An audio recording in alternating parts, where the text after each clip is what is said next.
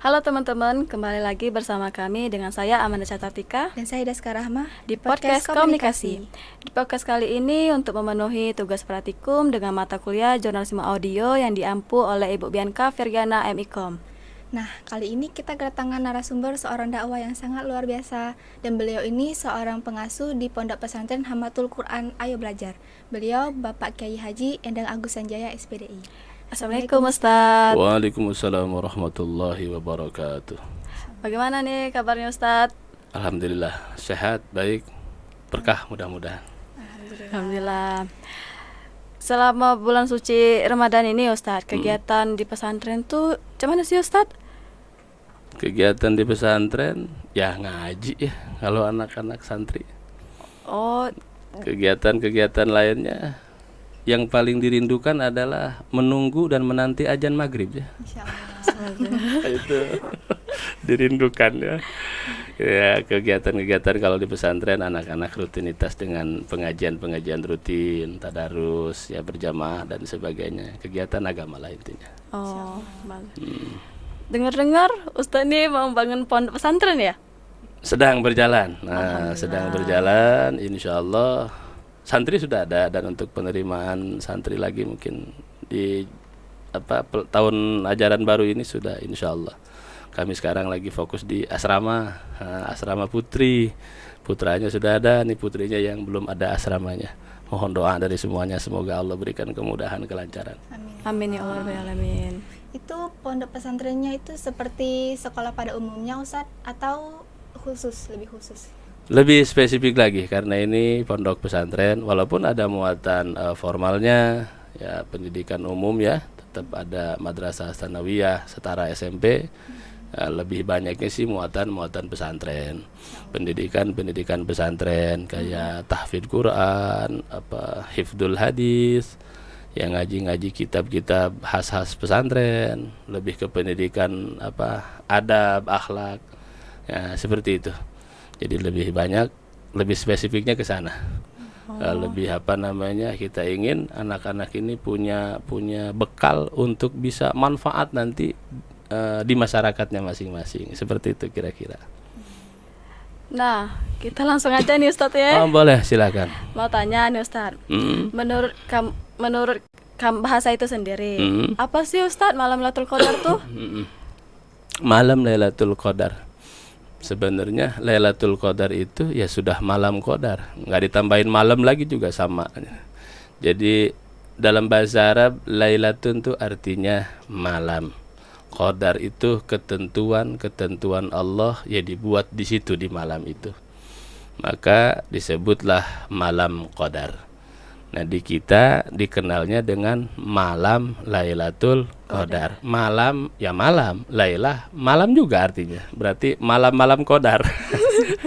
Kalau bahasa ya sudah kadung masyhur jadilah. Jadi malam Lailatul Qadar itu malam yang Allah tentukan semuanya di malam itu. Takdirnya Allah ditentukan di malam itu. Dan malam Lailatul Qadar itu malam diturunkannya Al-Quranul Karim. Kitab kita yang mulia ini turunnya pada malam Lailatul Qadar. Kita ayatnya hafal ya semua. Inna anzalnahu fi Lailatul Qadar. Jadi Allah turunkan Al-Quran pada malam Lailatul Qadar, sehingga dikenal oleh kita malam Lailatul Qadar itu apa? Malam turunnya Al-Quran. Malam yang ke apa sih Lailatul Qadar itu? Khairun min alfi syahrin, lebih baik daripada 1000 bulan. 1000 bulan tuh. Bukan 1000 tahun, 1000 years bukan. Lagu siapa tuh? Ini 1000 bulan. 1000 bulan tuh kalau konversi tahun kira-kira 83 tahun. Satu malam lebih baik daripada 83 tahun. Nih hebatnya umatnya Nabi Muhammad. Umurnya boleh pendek, tapi amal kebaikannya bisa panjang. Bayangin kalau setiap bulan Ramadan kita dapat Lailatul Qadar, nambah tuh umur kebaikan kita 83 tahun. Itu setiap tahun. Kalau 10 tahun sudah 830 tahun. Umurnya pendek umatnya Rasulullah, tapi umur kebaikannya bisa sampai ribuan tahun. Masya Allah. Karena salah satunya ada malam Lailatul Qadar. dan itu cuma ada di bulan Ramadan. Nah, seperti itu. Silahkan Berarti tanya malam lagi. itu malam yang sangat istimewa ya Ustaz? Kira-kira begitu. Only one, tahu only one ya? Hanya satu. Kami barusan tadi tausiah. Ini Ramadan ini keseluruhannya, isinya di dalamnya, termasuk Lailatul Qadar itu only one, hanya satu, istimewa. Yang namanya istimewa itu nggak ada duanya.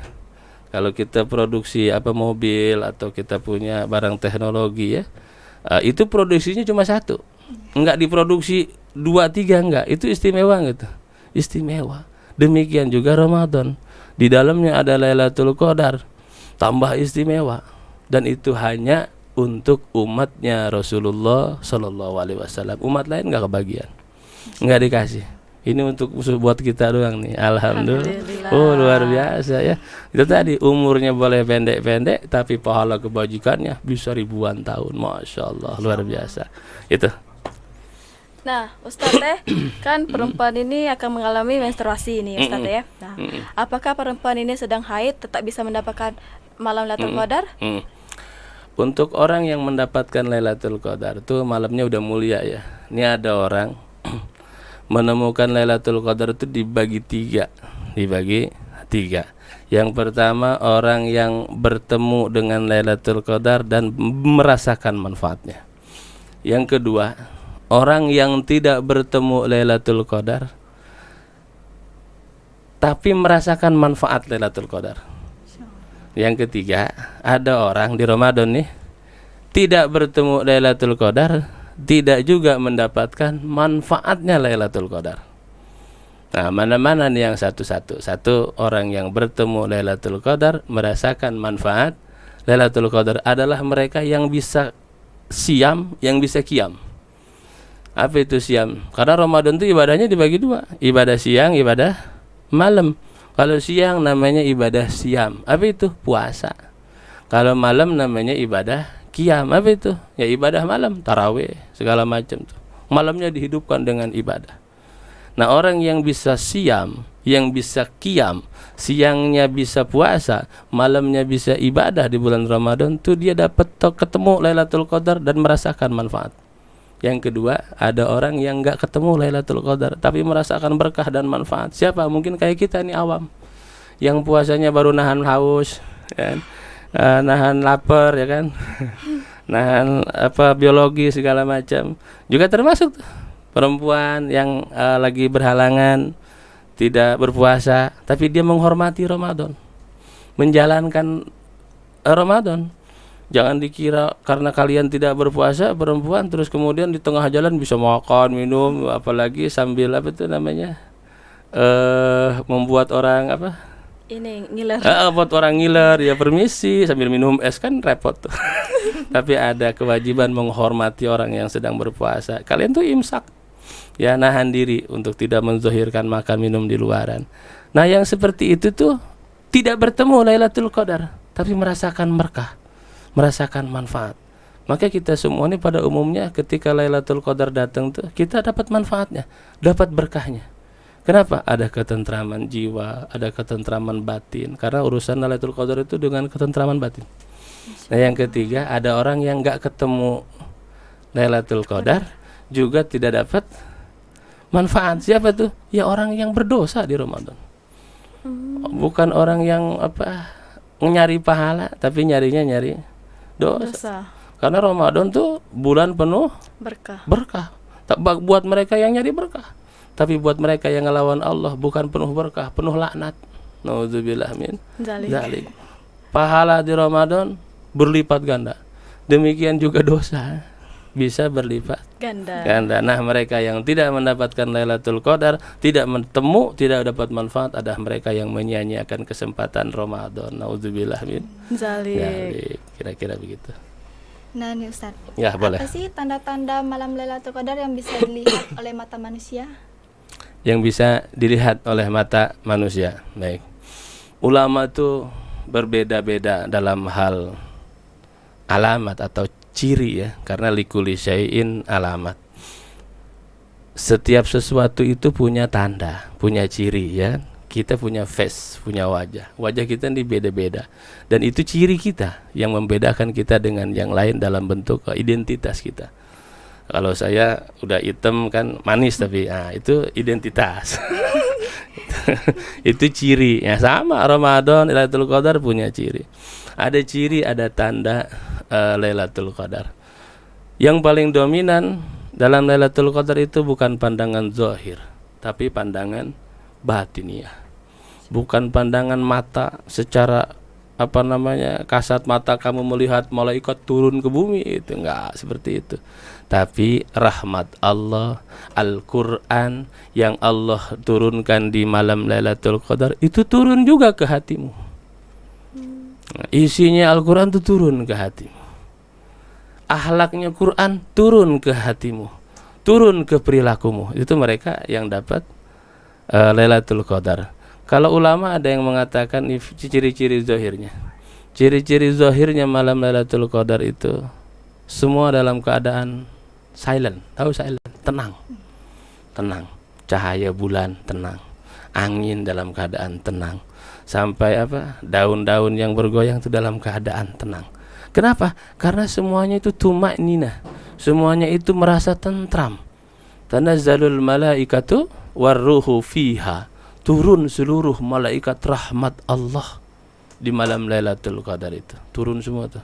Dan mereka alam nih akan menyambutnya dengan sukacita. Sukacita. Sukacita itu kan beda-beda. Ekspresi sukacita beda-beda. Kalau kita senang lihat bola misalkan gol, akan teriak spontan, itu ekspresi. Ada orang menang gitu, pesta lari-lari di jalanan. Nah, itu kan ekspresi. Dan ekspresi senang yang terbaik adalah syukur kepada Allah. Dan syukur kepada Allah itu silent. Nah, di hati. Ya Allah, alhamdulillah. Nah, seperti itu. Maka ciri fisiknya Lailatul Qadar kata ulama itu semua kelihatan tenang. Dan yang lebih dominan adalah batin kita. Batin kita akan merasakan ketenangan, merasakan ketentraman. Kita pernah kan ngerasain tenang, ngerasain tentrem, bener nggak? Iya. Ya kan, ketika dia tidak mengabari, tiba-tiba ada kabar kan, oh tenang. Ini kemana ini judulnya? Nah, seperti itu kira-kira. Berarti itu lebih dirasakan Ustaz ya daripada dilihat. Lebih bisa dirasakan, lebih feel ya daripada bisa dilihat. Lebih dominan dirasakan. Apa Ustadz pernah mendapatkan malam Lailatul Qadar? Wallahu a'lam. Wallahu a'lam. Kan Ustadz kata orang tuh kan kalau malam Lailatul Qadar tuh kan dia datang di malam hari kan. Nah, kata orang tuh dia pernah melihat serasa cahaya seperti itu cak menyerupai apa itu Ustadz. Dia tuh nyerupai cak kita apa cak mana Ustadz? Nah, tidak ada ya? Lailatul Qadar itu lebih ke perasaan batin. Ketentraman jiwa. Kalau fisiknya kamu ngelihat cahaya apa segala macam, jangan-jangan itu yang lain. Bukan Lailatul Qadar itu. Itu mungkin Lailah apa gitu kan. Lailah lain mungkin ya. Kalau Lailatul Qadar lebih ke jiwa, ketentraman batin, ketentraman jiwa. Kita ya itu jangan-jangan Lailah mana itu. Lailah RT berapa itu? Nah, itu repot. Jadi Lailatul Qadar lebih ke tidak bersifat fisik yang mudah dilihat mata zahir ya, tapi lebih ke batiniah. Maka orang yang dapat Lailatul Qadar, mereka yang hidupnya akan tambah baik.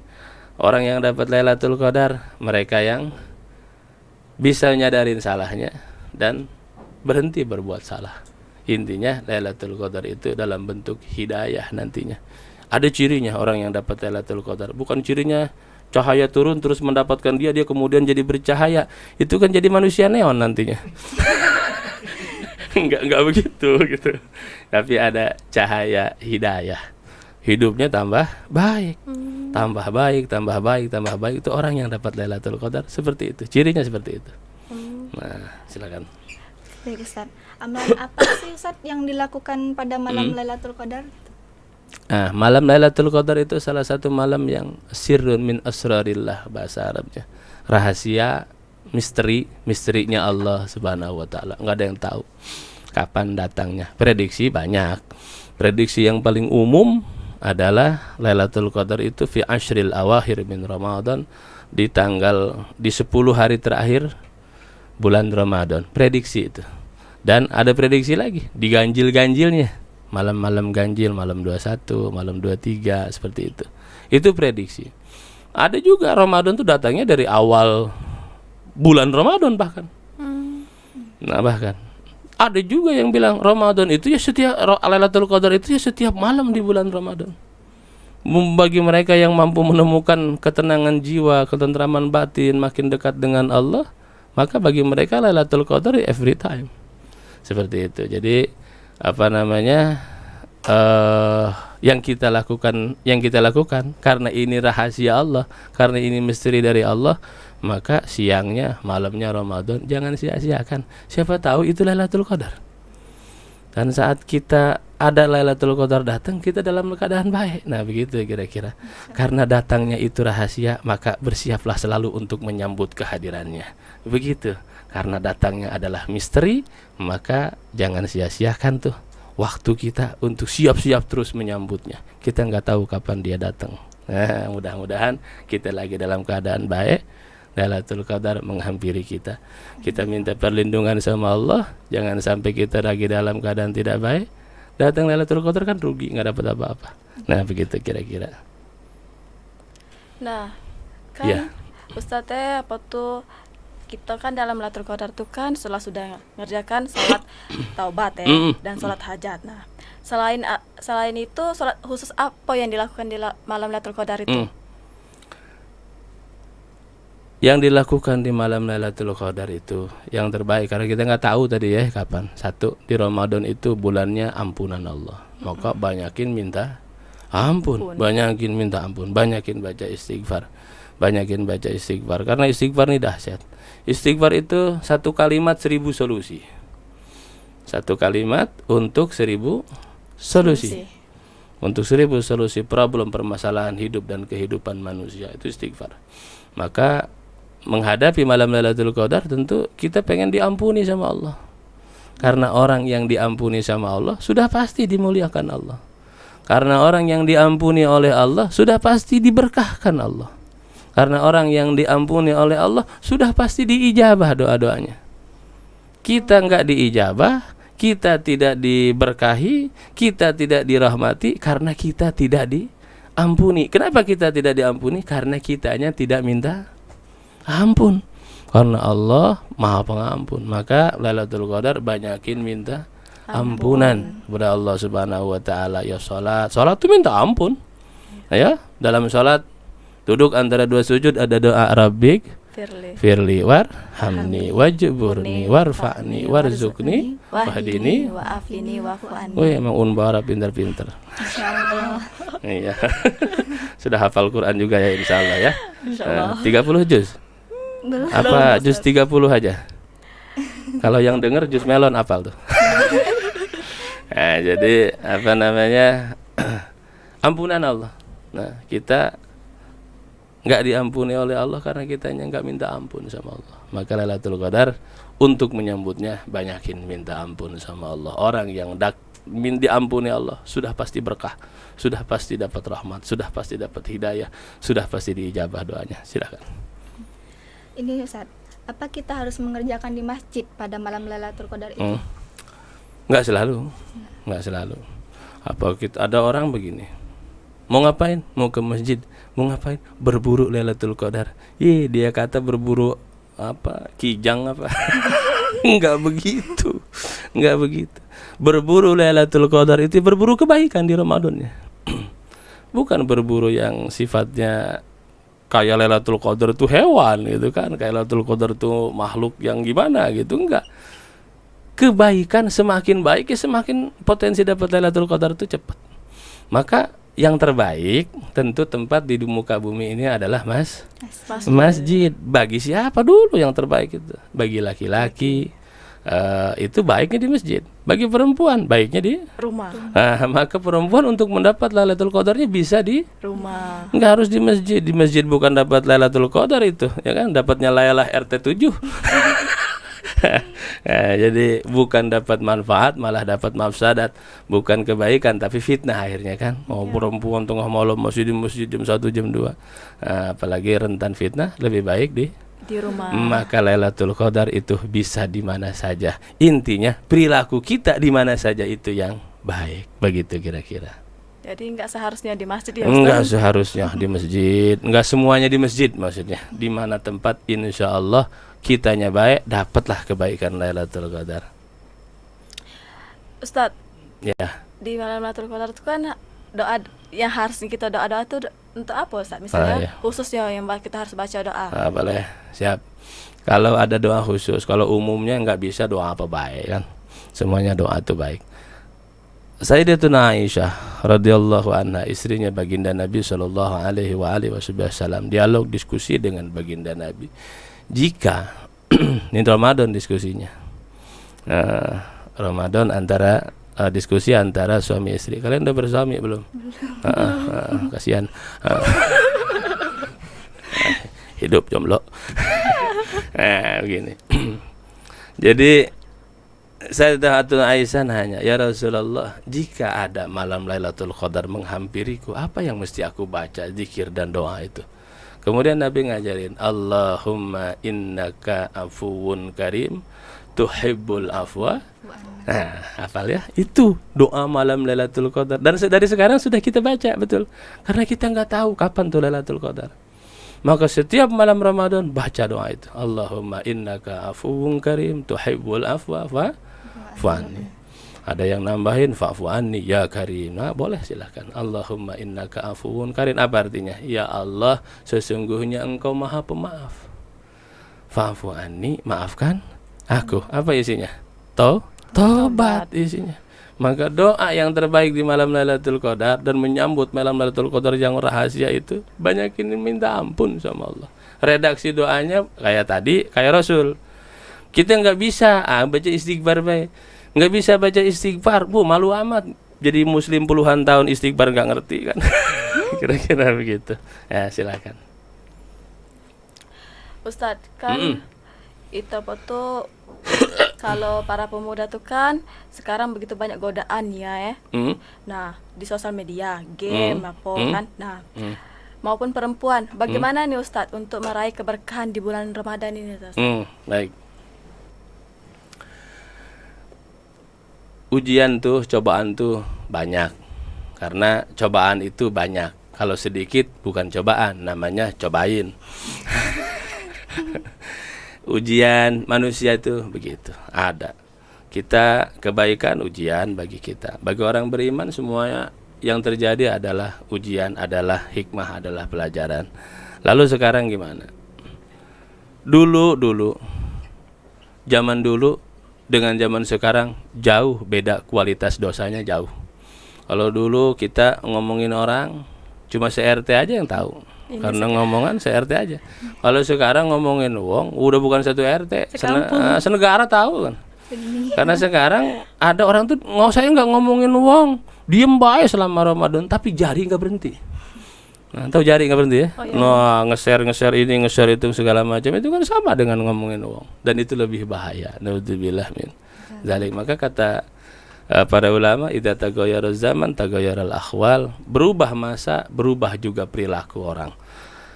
Gimana cara mensiasati kita terhindar dari game, dari handphone segala macam? Maka ujian Ramadan ini salah satunya adalah setannya sudah terbelenggu, tapi ada setan yang bergentayangan setiap hari, setiap waktu, dan itu kita pegang semua. Namanya setan gepeng. Nah ini namanya setan gepeng.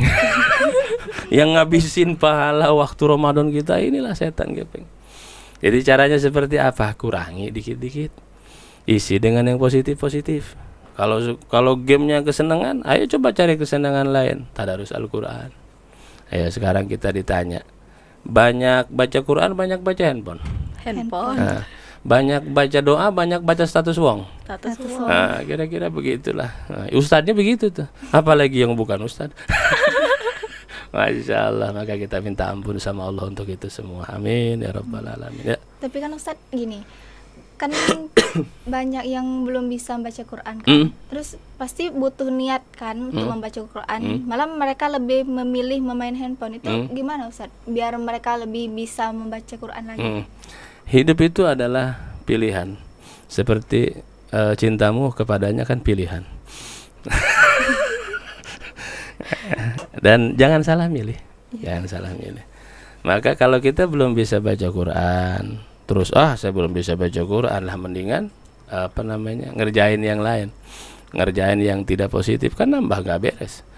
Maka ini kesempatan Ramadan nih, kita yang belum bisa baca Quran, disinilah ayo belajar baca Al-Quran dengan berbagai macam metode yang enak. Kalau sekarang Masya Allah ada metode belajar baca Al-Quran itu metode nulis.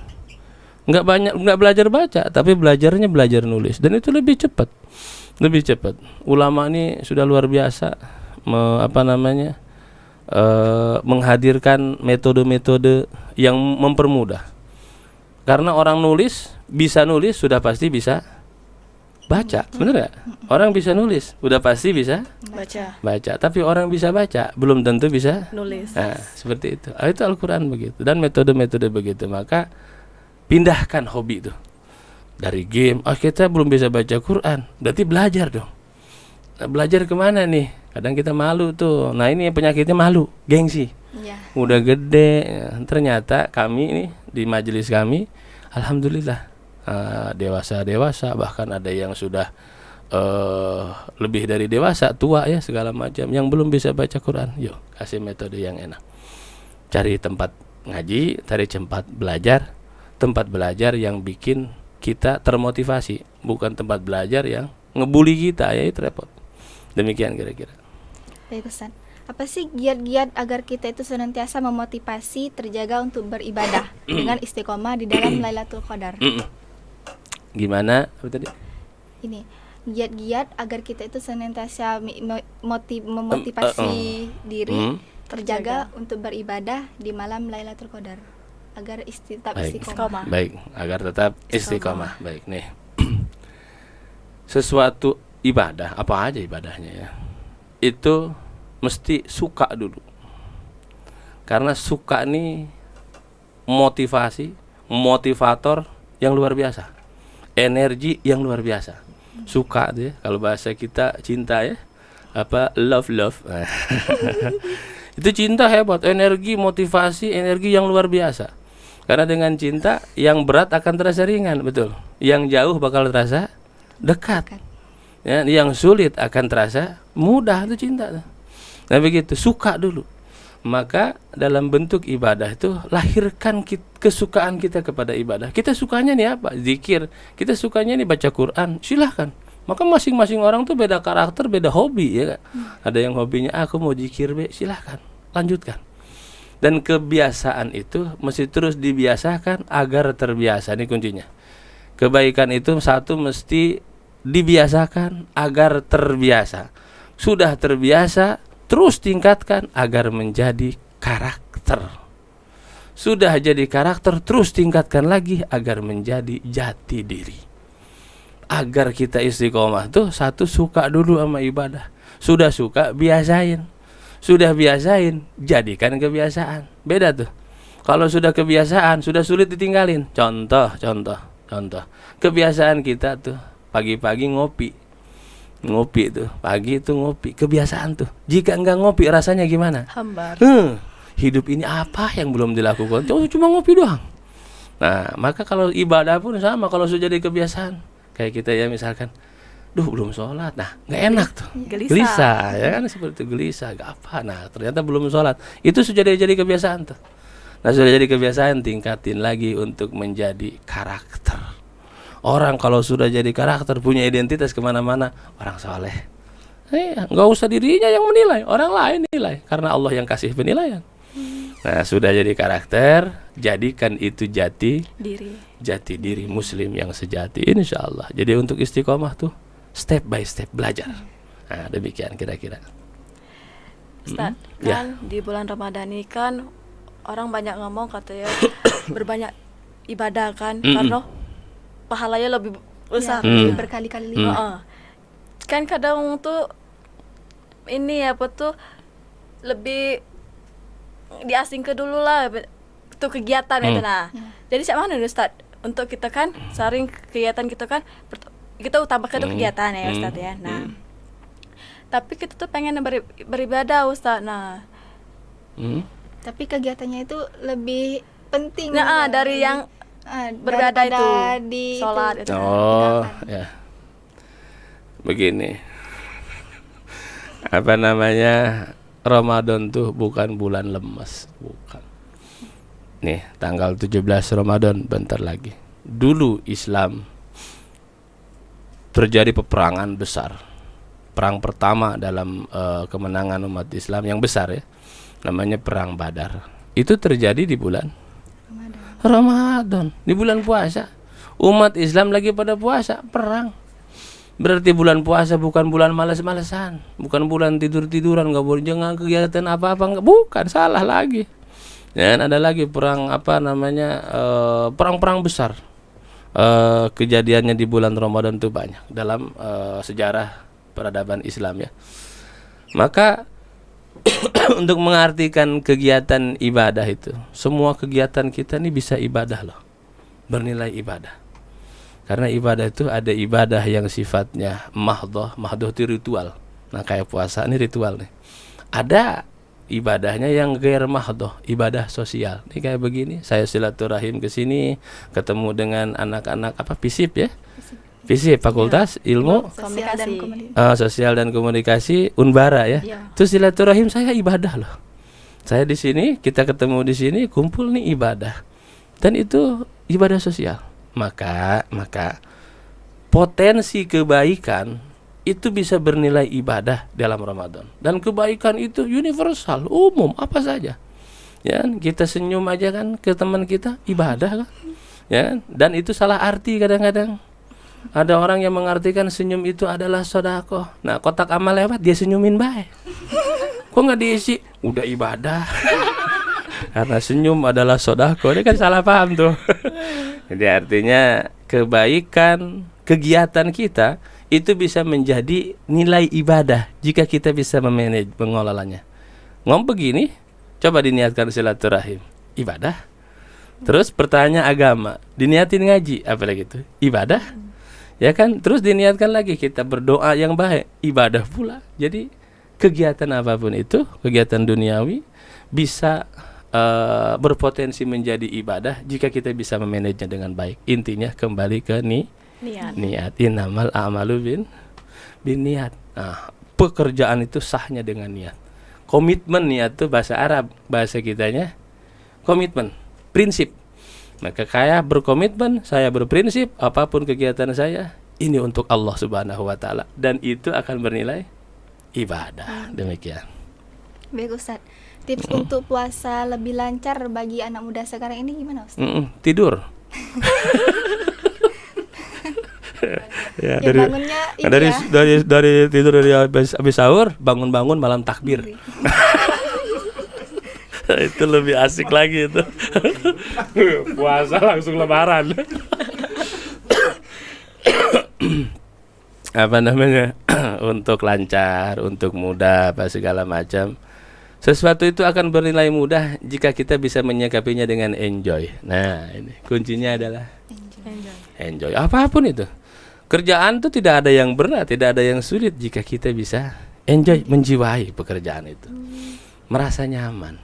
Nyaman itu nggak ada tulisannya loh. Tulisannya bahasanya ada, tapi rasanya itu nggak bisa ditulis, nggak bisa diungkapkan. Ya kan, maka mencari kenyamanan itu susah. Iya. Kadang dia yang ngerti kita belum tentu membuat nyaman kita loh. Nah, jadi kemana-mana ini. Nah, jadi untuk ibadah pun sama. Ibadah itu biar lancar, biar mudah. Kamu enjoy sama ibadah. Ibadah itu terasa berat karena kamu merasa tertekan. Katakan, sama puasa kita ini enjoy apa enggak? Untuk bisa enjoy itu gimana sih caranya untuk kita bisa enjoy dalam ibadah? Ingat kurang kita, maka kata ulama tuh kalau kita mau enjoy dalam ibadah, lihat diri kita. Ini kita bisa hidup, kita dikasih nikmat oleh Allah Subhanahu wa taala. Ibadah itu bentuk syukur, bentuk terima kasih. Nah, puasa itu terima kasih.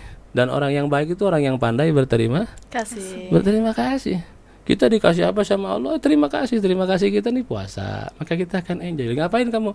Lagi terima kasih. Dalam bentuk puasa. Lagi ngapain kamu? Lagi terima kasih dalam bentuk sholat. Jadi atas anugerah nikmat dari Allah. Maka untuk bisa enjoy, untuk bisa lancar ibadah, buatlah ibadah itu enjoy, nyaman, jangan tertekan. Caranya untuk enjoy adalah dengan tadi tuh. Dengan apa? Apa barusan? Baru diomongin. Ayo istiqomah terusinlah, biasain kebaikan insyaallah. Ya, silakan. Baik Ustadz, terima kasih. Sudah Ustadz. ini? Ya. Alhamdulillahirabbil alamin. Terima kasih Ustadz Ya, sudah siap. meluangkan waktu di podcast komunikasi ini dan berbagi ilmu yang sangat luar biasa. Berkah. Dan insya Allah bermanfaat. Amin. Ya Allah. Amin ya Allah rabbal alamin. Terus sudah ini? Sudah. Udah, tutup aja begitu. Nah, ya sudah. Nah, saya juga terima kasih banyak sudah diajak untuk ada di acara apa podcast ya? Podcast. Ini dilihatnya di mana? YouTube. Iya ada. YouTube-nya apa tuh? Umbara TV. Unbara TV. Oh, boleh nanti kami subscribe ya. Baik Ustadz. Jadi semoga bermanfaat semuanya. Ramadan ini kita makin istiqomah, makin tambah baik, insyaallah. Demikian, saya ada salah pasti itu datangnya dari bodoh saya, kurang saya ilmu, kurang saya pengalaman. Benarnya taufik hidayah dari Allah. Semoga bermanfaat untuk semuanya. Terima kasih banyak. Qadanallah. Wassalamualaikum warahmatullahi wabarakatuh. Waalaikumsalam warahmatullahi wabarakatuh.